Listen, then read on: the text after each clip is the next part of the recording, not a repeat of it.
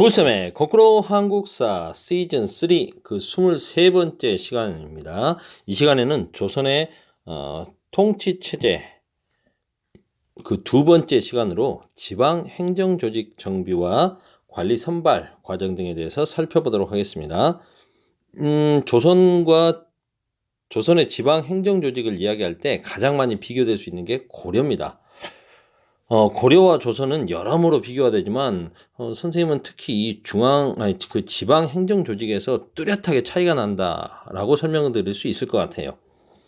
고려는 오도, 양계, 경기 뭐 이런 식으로 지방 행정 조직 자체가 고려는 오도, 양계, 경기 뭐 이런 식으로 다양했다라면 조선은 깔끔합니다.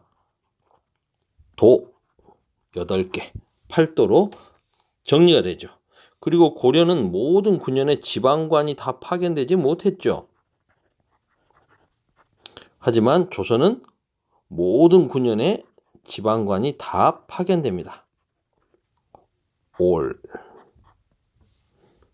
이런 차이가 있죠. 한마디로 말해서 지방관이라고 하는 것은 왕이 보낸 왕의 대리자 아닙니까? 그림을 좀 살펴보자면 중앙에 왕이 있고 신하가 있습니다. 신하들의 보좌를 받으며 왕이 중앙 통치를 하죠. 근데 이 왕의 대리인인 지방관, 수령이 모든 군현에 파견되어서 백성들을 직접 관리하는 겁니다. 고려시대에는 향리가 지방관이 파견되지 않은 곳에서는 향리가 사실상 백성들을 관리했다라면 통치했다. 쉽게 말해서 간접적인 통치를 했다면 이제 모든 군현에 지방관이 파견됨으로써 직접 통치가 가능해지는 거죠. 수령이 파견되지 않았던 뭐 속현이나 이런 게 다 없습니다. 주현, 속현, 고려처럼 수령이 머무는 주현이 있고 거기에 속해 있는 속현은 향리에 의해서 통치되고 이러지 않습니다. 모든 군현에 일반 군현으로 모두 다 습격되고 지방관이 다 파견되어 있었다는 거죠. 왕이 백성들을 직접 수령을 통해서 지배할 수 있게 됐다는 것입니다. 쉽게 말해서 중앙 집권이 강화되었다는 거죠. 지방 세력 향리들이 임의로 백성들을 지배하는 게 없어졌다는 겁니다. 8도로 통일됐고요. 강력한 권력을 가진 관찰사가 파견되어서 팔도에 도지사에 해당되는 관찰사가 파견돼서 군현에 파견되어 있는 수령들을 지휘 감독합니다.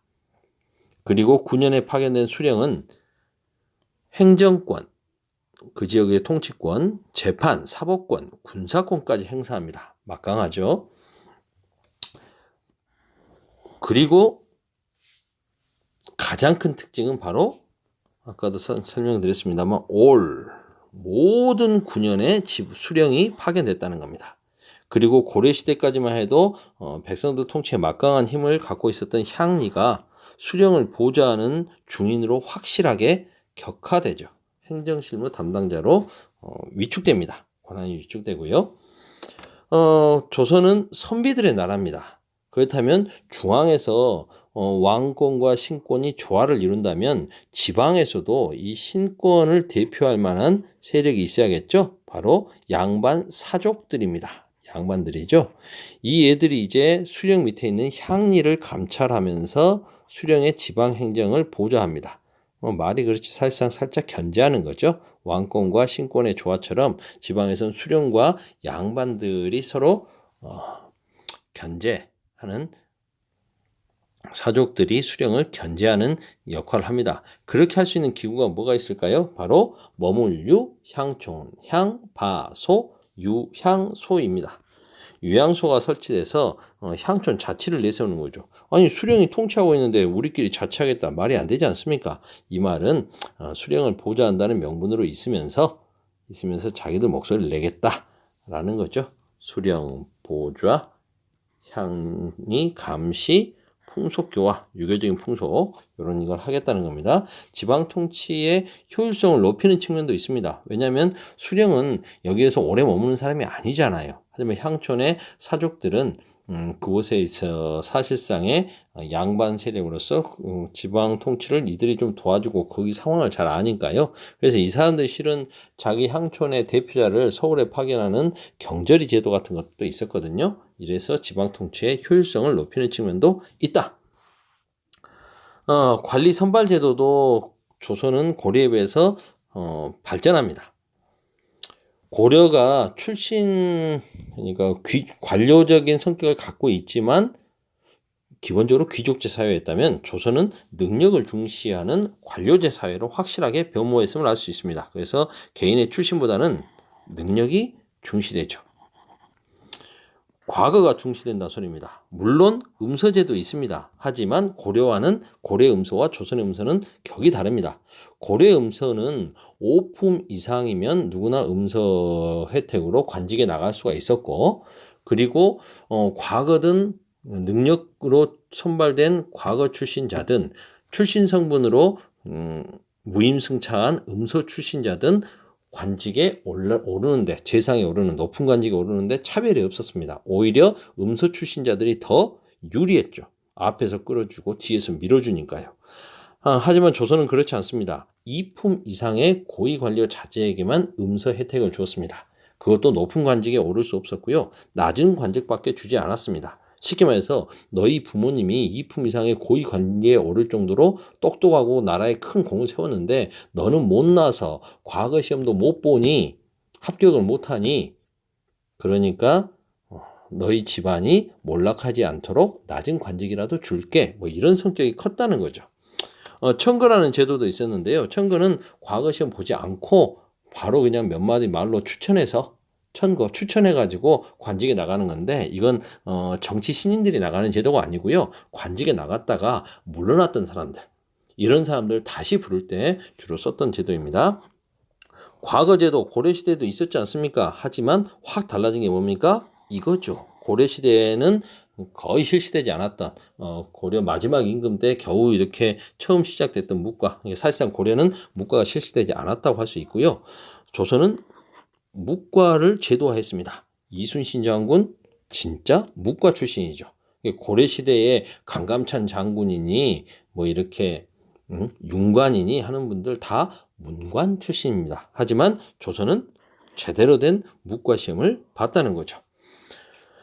인사의 공정성을 위해서 서경, 5품 이하 관리들 임명할 때 쉽게 말해서 청문회 같은 걸 했다는 겁니다. 그래서 인사청문회 하듯이 여기서는 조선시대는 서경이라고 그래가지고 이 사람이 흠결이 있는지 없는지 이런 걸 봤다는 거고요. 3, 4 대관들이 동의권을 행사했다는 거고요. 그리고 상피제. 자기가 관직으로 임명될 때 자신의 연고지로 보내지 않는다는 거죠. 그렇게 되면 그곳에는 아무래도 자기 친척들도 있고 하니까 비리가 생길 수 있지 않겠습니까? 그런 거. 뭐 이 상피제는 여러분들 잘 아시죠?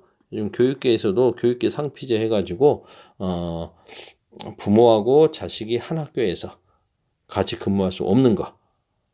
저도 큰 아이가 고등학교 입학할 때 선생님이 근무하는 학교에 입학하게 되면서 상피제가 적용돼서 학교를 옮기게 됐었거든요. 바로 이런 게 상피제라고 할 수 있겠습니다. 통치체제의 변화. 조선 후기가 되면요, 의정부와 육조의 그런 의정부 대신에 새롭게 비변사라고 하는 게 떠오르게 됩니다. 비변사의 권한이 굉장히 강화되죠. 비변사라는 건 뭐냐부터 이제 살펴봐야겠네요. 비변사라는 건 원래 16세기 초에 국방 문제를 논의하기 위해 설치된 임시기구입니다. 쉽게 말해서 변란을 대비하는 기구라는 거 아니겠습니까? 군사 국방 문제를 다루는 임시기구였는데, 왜구들의 변란이 계속돼요. 뭐 을묘외변 뭐 이런 것들이 계속되다 보니까 이거 임시기구가 임시 자꾸 이렇게 설치되기가 힘든 거예요. 자꾸 일어나니까. 그래서 이게 좀 길어지다가 전쟁이 터져버리네요. 임진왜란 무려 7년 동안 계속됐습니다. 그럼 이 임시기구가 전쟁을 효율적으로 수행하기 위해서는 이 국방 문제를 효율적으로 다루기 위해서는 자꾸자꾸 기능들이 연속되고 강화되겠죠. 그래서 삼정승과 문무 관리들이 참여하고 이게 길어지면서 이제 국정 전반에 대한 모든 문제, 어차피 그 사람들이 다 모여 있으니까요. 최고 기구로 성장을 하게 되는 거죠. 근데 전쟁이 끝난 이후에도 이 기구가 여전히 그 위상을 유지하게 되는 겁니다. 무려 7년 동안 최고 기구였으니까 그냥 끝나고 나서도 계속 그렇게 갔다는 거죠. 이렇게 됨으로써 의정부와 육조의 행정체제는 유명무실화됩니다. 국정의 주도권을 쥔 특정 붕당이 이 비변사를 중심으로 국정을 운영하죠. 물론 이런 측면은 있을 겁니다. 자기들이 모든 권력을 다 쥐고 있으니까 빨리빨리 일 처리할 수는 있겠죠. 이러한 비변사는 결국 세도 과문이 비변사를 장악하고 19세기에 국정을 농단하면서 막강한 권력을 지닌 기구인데 그걸 특정 집안이 다 해먹는다고 생각해 보십시오. 요즘으로 따지면 특정 지역이라든가 특정 대학 출신들이 장관직이라든가 국가의 중요 자리를 다 차지하고 있다고 생각해 보십시오. 국정이 농단될 수가 있겠죠. 결국 흥선대원군, 고종 때 흥선대원군이 집권하면서 비변사의 권한을 약화시키고 결국 비변사는 폐지되고 의정부의 기능이 부활되게 됩니다. 오늘은 좀 한 1, 2분 아꼈네요. 조선의 통치체제에 대해서 지금까지 살펴봤습니다. 오늘은 여기까지.